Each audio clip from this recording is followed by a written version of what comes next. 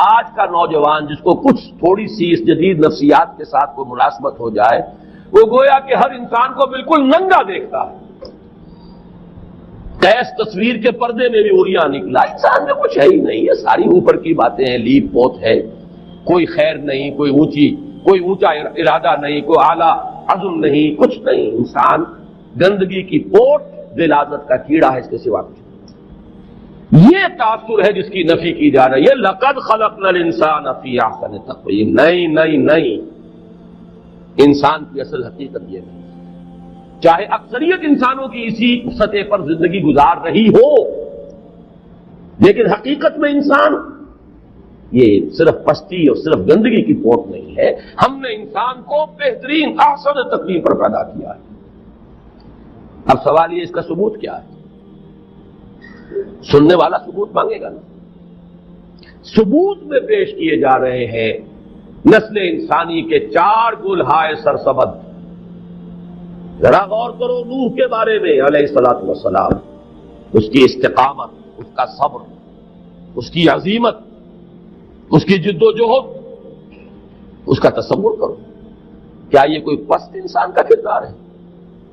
کیا کوئی گھٹیا شخصیت اس معیار پر پوری اتر سکتی ہے؟ اور ذرا چشم تصور میں لاؤ عیسیٰ علیہ السلام، کوہ زیتون کے اس واس کا تصور کرو. وہ جو کوہ زیتون پر لوگوں کو واس کہہ رہا تھا، اس کی شخصیت کیا واقعتاً وہ کسی پستی کی غمازی کرنے والی ہے؟ اس کا زہد، اس کی رفعت شان، اس کی بلندی، اس کا ورع، اس کی درویشی، اس کی انسان سے محبت اور خیر خواہی، اس انداز سے ذرا دیکھیے، اس شخصیت کا تصور کیجئے. کسی درجے کی کسی پستی کا کوئی شائبہ، اس کا کوئی امکان حضرت مسیح کی شخصیت کے ساتھ نظر آ سکتا ہے.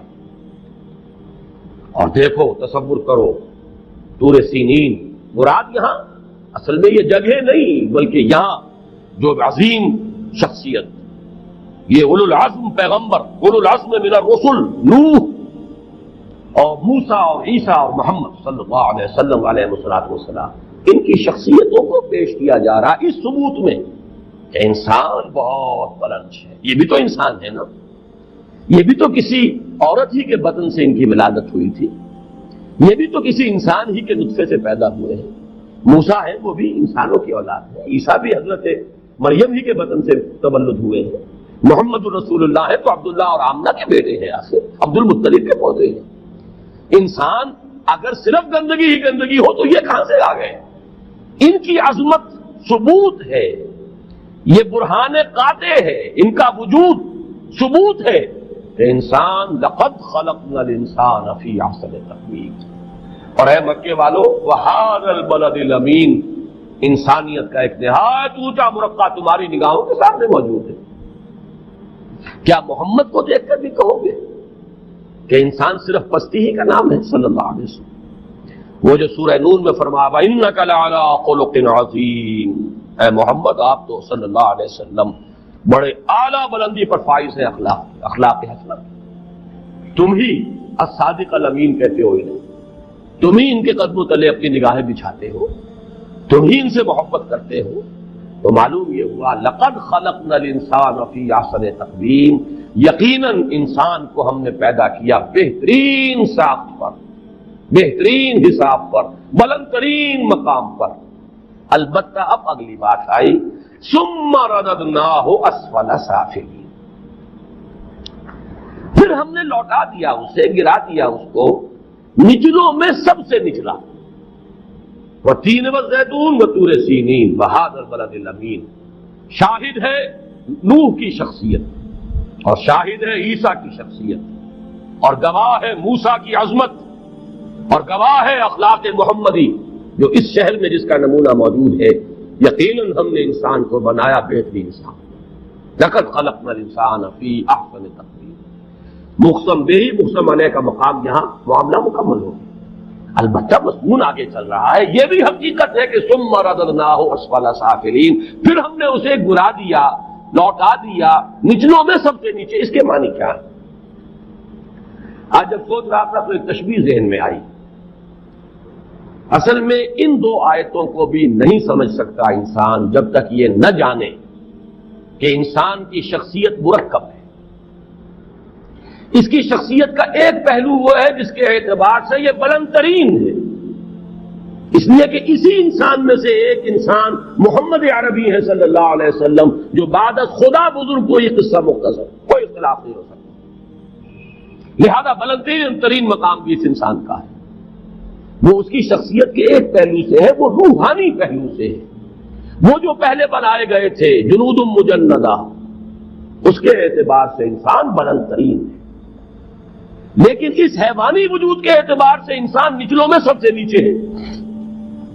اس کے لیے بعض مفسرین نے، جدید مفسرین نے، مولانا مودودی صاحب نے خاص طور پر بڑا عمدہ نقشہ کھینچا ہے کہ واقعہ یہ ہے کہ انسان جب اس پر شہوت سوار ہوتی ہے تو سوروں کو مات دے جاتا ہے. کینے میں شتر کینہ کہیں پیچھے رہ جائے گا، انسان کا کینہ جو ہے وہ کہیں زیادہ بڑھ جائے گا. ہرس میں بندروں کو مات دے دے گا. درندگی میں یہ بھیڑیے سے بڑھ کر درندہ ہے. کوئی بھیڑیا وہ کام نہیں کرتا جو انسان کرتا ہے. جب اس کے اوپر کوئی ایک سوار ہو جاتا ہے جنون قومیت کا، دوسری قوم کے لوگوں کے ساتھ جو کچھ یہ کرتا ہے، چھوٹے چھوٹے بچوں کو اچھال کر اور نیزوں کے اندر پرو دینا، کون ہے وہ؟ درندہ ہے جو اس سطح تک جائے. اور انسان درندہ بن جاتا ہے، اگرچہ درندوں والے پنجے نہیں ہوتے اس کے پاس اور درندوں والے دانت نہیں ہوتے، بھیڑیے کا پنجہ بھی نہیں ہے، بھیڑیے کے دانت بھی نہیں ہے، لیکن بھیڑیے سے آگے گزر جاتا ہے. صحیح ہے، یہ مشاہدہ صحیح ہے. انسان جب پستی میں گرتا ہے اخلاقی اعتبار سے تو کوئی نہیں ہے کائنات کے اندر گھٹیا سے گھٹیا کوئی وجود کہ جو اس سے نیچے رہ جائے. سب سے نیچے جائے گا اسفل سافلین. تو یہ اپنی جگہ حقیقت ہے، لیکن یہاں مراد میرے نزدیک ملائکہ اور جنات کے مقابلے میں انسان کا نیچے چلا جانا ہے، جو حامل ہے خود شعوری کے. فرشتے، جنات، انسان ان میں سب سے نیچے. اس کے اندر وہ ساری پوٹینشل جو ہے صلاحیتیں موجود ہیں کہ جو فرشتوں سے مالا اس کو لے جانے والی ہیں. لیکن اس کے ساتھ بھاری پتھر باندھ دیا گیا ہے اس حیوانی وجود کا. اس بھاری پتھر کی وجہ سے وہ اب نیچے آ گیا. یہ ہے انسان کے جو کمپوزٹ وجود ہے، جو مرکب وجود ہے انسان کا. ایک کے اعتبار سے لقد خلقنا الانسان فی احسن تقویم، دوسرے کے اعتبار سے ثم رددناہ اسفل سافلین. دین کی بات پھیلانا صدقہ جاریہ ہے، لہٰذا اگر آپ کو دین کی یہ بات پسند آئی تو جہاں تک ممکن ہو سکے اسے اور بھی آگے پہنچاتے رہیں. جزاک اللہ.